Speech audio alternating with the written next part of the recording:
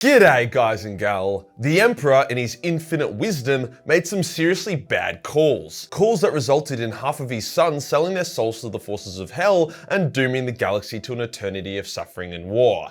Yeah, the bag was fumbled. Arguably the greatest fumble by the Emperor, a fumble that directly resulted in humanity's damnation, was the Council of Nikea, one of the largest gatherings of Primarchs and important humans that the galaxy had ever seen. The purpose was to decide whether or not having space marines who could fight out psychic lightning beams was cool or not. However, it also doubled as the Trial of Mangus the Red. Was the Crimson King right about the benevolence of psykers in the warp, or had his arrogance become a threat to the Imperium itself? It was a pivotal and super interesting moment in 40k lore that doesn't get enough love. So that's what I'm doing here today. Before we get started, I promise this will be the last time I ever mention it, but there are about 70 2023 A3 cosplay calendars. Yes, the fun kind of cosplay. Everything else is sold out, and these are actually still very much in date and valid, but I do want to move on and focus on the 2024 cosplay calendars. Yes. But in saying that, I don't want to bin 70 perfectly good, still valid calendars. So here, if it sells out now, then great, and I'll never bring it up again. And even if they don't, I'll bin them and also never mention it. If I do mention it,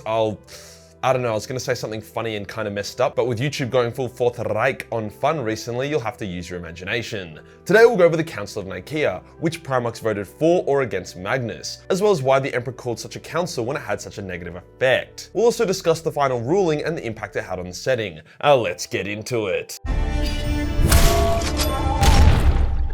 Magnus the Red was the psyker of psykers. He was literally able to talk to the Emperor while still in his infant form in a gestation capsule. He landed on a psyker planet and did a lot of psyker stuff, hectic magic, rituals, and he spent a lot of time traveling the warp in his astral form without too much drama. There was no challenge he couldn't overcome by Harry Pottering the shit out of it. In short, he was extremely arrogant and believed that he was the master of the warp. The idiot even started suspecting that he was a greater psyker than the Emperor. As a part of Magnus loving psykers and meeting his Thousand Sons Legion, which was full of psykers, Magnus pushed for the creation of the Liberus with the support of Jagadai and Sanguinius. Basically, the natural psykers from each Space Marine Legion would be tutored and trained in their ability to further the cause of the Crusade. Some legions were like sick and enjoyed the benefits their wizards offered, such as the White Scars. Other legions were like magic is gay and had absolutely no librarians in their legion, such as the Death Guard. These librarians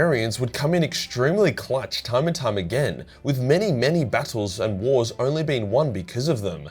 The Dark Angel's librarian Zahariel was instrumental in aiding his Primarch against some of the more demonic enemies they faced during the Great Crusade. Demonic enemies that were pretty immune to most non-psyker weapons. Likewise, the White Scar Stormcallers, as they were called, were the best weapon against warp spawn that their legion encountered. Yes, pretty much all legions fought demons before the Horus Heresy. However, they thought they were just warp predators pulled into real space by foul magic. As a result of nearly every legion fighting demons and warlocks, every legion had become aware of the darker side of the warp and psykers. So this wasn't the ignorant and bigot debating against the informed and enlightened. Psykers were a massive cause of the Age of Strife after all. For a time, the pro-psyker legions and anti-psyker legions just kind of put up with each other's stance. Sure, they would complain to their daddy, but the Emperor was the greatest psyker to ever live, and was literally preparing for mankind's ascension to become a psychic race. So he was like, yes, okay, thanks Mortarion, now shut the fuck up and go keep sucking down farts. However, things came to a head where during a compliance in which the Wordbearers, Thousand Sons, and Space Wolves were genociding this pretty cool culture of humanity that were like mechanical bird people, sort of,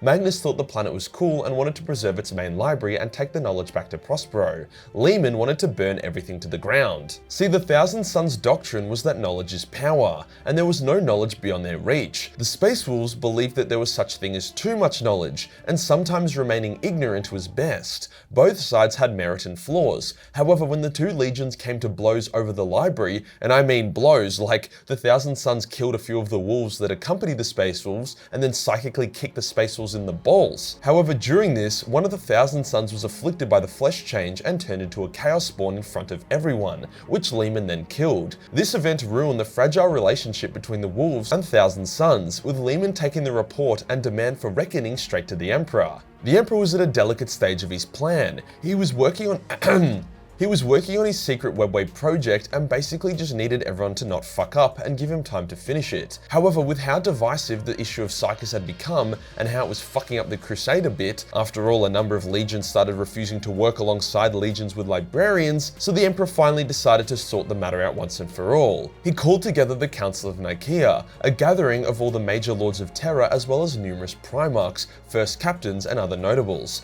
Chaos also caught wind of the council and saw it as an opportunity to fuck shit up. Hence the gods also sent a literal aspect of themselves to attend. When Magnus was summoned, he was low-key ambushed. He didn't realize the council was a kind of trial against him.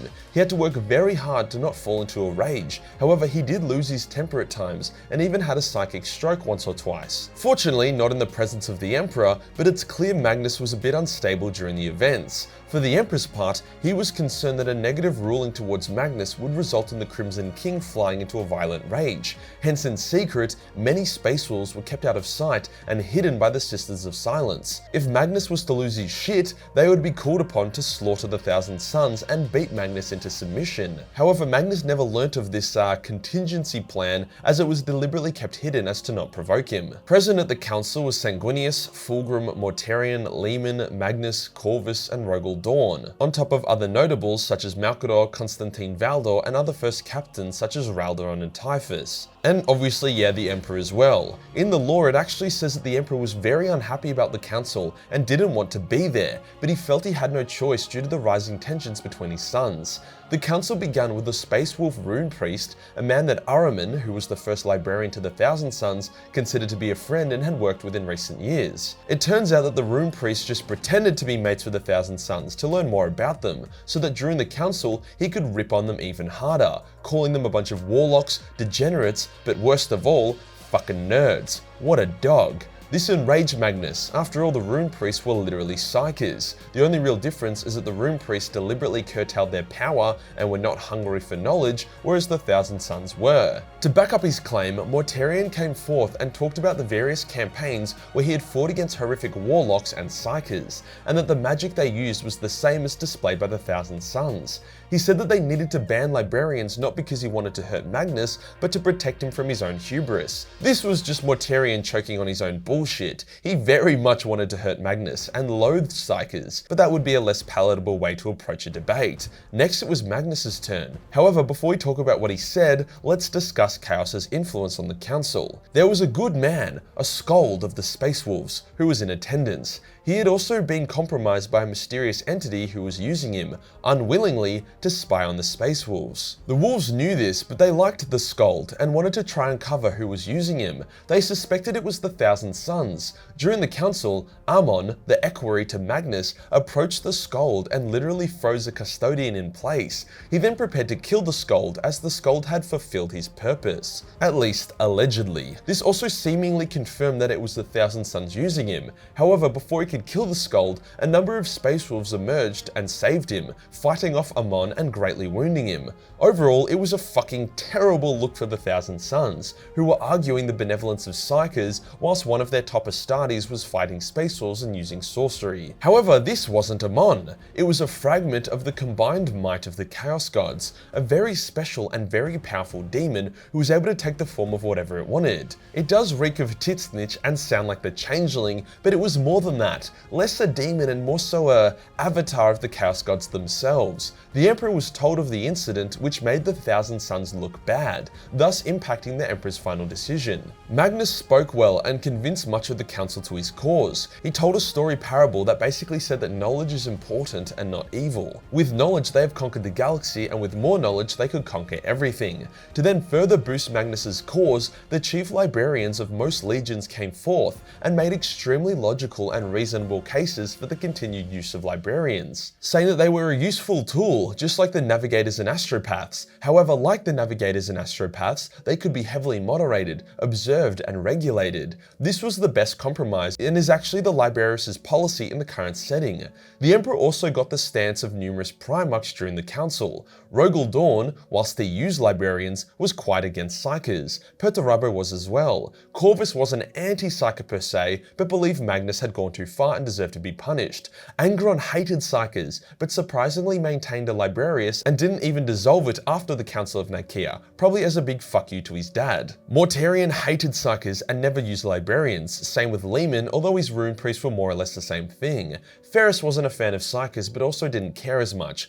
Fulgrim was a bit of a sneaky little shit, acting like he supported Magnus and Psykers, whilst in the background he agreed with Lehman and seemingly wanted Magnus punished. So hard to know what he actually wanted. So it was about 7 or 8 Primarchs that were against the use of Psykers. The pro-Psyker Primarchs were Jagadai, Conrad Curse, Sanguinius, Gilliman, Magnus, Lorgar, Vulcan, and Alfarius. However, only Sanguinius, Magnus, and Jagadai were actually passionate about it. The rest didn't really give much of a fuck. Horus and the Lion's stance was unknown. However, the Lion did make great use of librarians in the Great Crusade, and would even later break the ruling of Nikaea and allowed his librarians to become active during the Horus Heresy out of practical necessity. With the votes cast, the cases pleaded, the Emperor got up and said, "No more librarians! If anyone shoots any more lightning out of their dick holes, I will fucking kill them." Now, the law never really dives into what the Emperor's actual reasoning was. However, it's likely that he was enraged by Magnus's arrogance and disregard for the Emperor's warnings about the danger of the warp. He saw that Magnus was on a perilous path that could result in his Webway project being threatened. So he thought that if Magnus just stopped for a while, let the Emperor finish the project, then they could just sort it out later. That would be best. But, you know, that fucking failed, as Magnus would then discover Horus's betrayal, then break into the Imperial Palace via the Webway project, destroying the project in the process, in order to warn the Emperor about Horus. However, since he had just ruined mankind's dream and broke the law of Nikaea, his warning was disregarded, and the Space Wolves were sent to Prospero to retrieve Magnus and bring him back to Terra for a mighty spanking. Obviously, this didn't go well, as Prospero was destroyed, 90% of the Thousand Sons were killed, and Magnus was broken, turning to chaos for salvation. Just L after L after L. The Emperor was put into a bit of a tough spot. Sure, his ruling fucked everything, and he should have gone for the middle ground compromise, but if he ruled in favour of Magnus, he may have lost the support of Lehman and a few of the other Primarchs, potentially changing which Primarchs were on which side during the heresy. Either way, it was a bit of a cock-meat sandwich, impossible to please everyone. If you enjoyed the video and you want to support the channel, then pick up a calendar. Let's get rid of these bad boys, so I can start brainstorming the next cosplay titties. Hit the subscribe button and hit the real subscribe button for more shit content. Join the Discord for more memes, and I'll see you on the next one. Peace.